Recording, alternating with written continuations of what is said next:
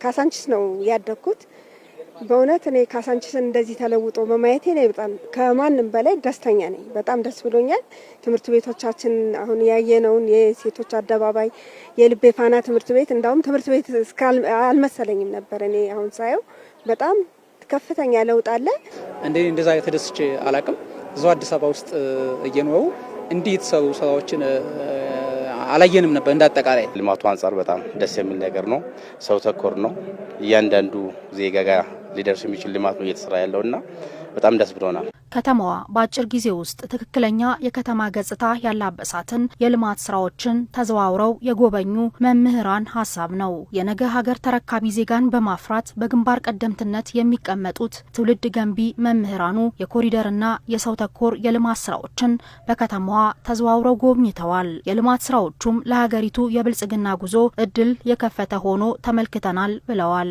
ይህንን ነገር የምናየው ያው አንዳንድ በባነር ተሰርቶ በቴሌቪዥን በስክሪን በዶክመንተሪ ምናምን ነበር። አሁን ይሄ ያየነው ነገር ጥሩ ነው። አሁን የከተማ ግብርና የሚባል ነገር እየገባ ነው አይደለ?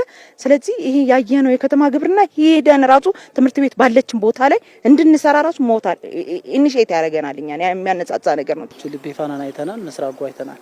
እነዚህ ትምህርት ቤቶች ተደክሞባቸዋል፣ ተለፍቶባቸዋል። መንግስትም ትኩረት እንደሰጠው ማሳያዎች ናቸውና በዚህ ልክ ሁላችንም የረካንበት ሁኔታ ነው። ረጅም ሰዓት ስንጎበኝ ነበር ነው።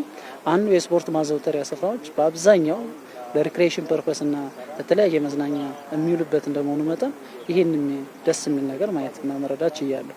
ጦጦ ላይ የነበሩ እናቶች እንጨትን በመመልኩ ተሸክመው ኑሯቸውን ሲገፉ እንደነበረ አሁን ደግሞ ከዛ በላይ አሁን በመኪና መተው ስራ ብለው ማለት ነው ከቤት ወጥተው ኑሯቸው መሻሻሉን ጆሮአችን ስንሰማ የነበረውን በተጨባጭ ዛሬ ስላየን በተለይ ደግሞ ለዚህ ሀገር እድገት እናቶች ከፍተኛ ሚናውን ስለሚጫወቱ በጣም ደስተኛ ነኝ።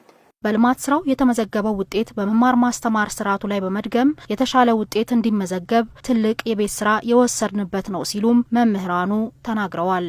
አንዳንዴ የተሰማራንበት ቦታ ላይ በቁርጠኝነትና በጥራት መስራት እንዳለብን በእያንዳንዱ እንትኖች ዜጋ የራሱን ድርሻ መወጣት እንዳለበት እያንዳንዱ ዜጋ ደግሞ በቁርጠኝነት የተሰጠውን ኃላፊነት ከተወጣ በዚህ ልክ ሀገር ማልማት እንደሚቻል ለኛ ትልቅ የቤት ስራ ሰጥቶናልና አሁን ወደ ትምህርት ቤታችን ስንመለስ ለተማሪዎቻችን የምናስተላልፋቸው ብዙ መልእክቶች አሉ ማለት ነው። በጣም በቃ የሚያረካ ጅማሮ ነው። ስለዚህ ይሄ ጅማሮ ቀጥሎ እንዴት ይሄ ትውልድ እኔ በማስተምረው ትምህርት ለተማሪዎች ይሄ ትውልድ ይሄንን ፕሮጀክት ተረክቦ ነገ ነገርኩሽ ከዚህ በተሻለ መልኩ በቴክኖሎጂ የታገዘ እንጀራውን ራሱ የሚያሰፋ አሁን እናቶች ናቸው የሚያሰፉት አይደል?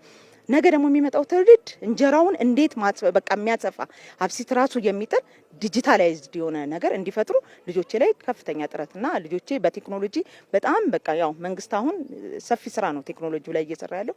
ስለዚህ ይሄን ፕሮጀክት ወደ ቴክኖሎጂ ልጆች ተማሪዎች እንዲቀይሩት የበኩሌን አስተዋጽኦ እንደመመር አደርጋለሁ ብዬ አስባለሁ።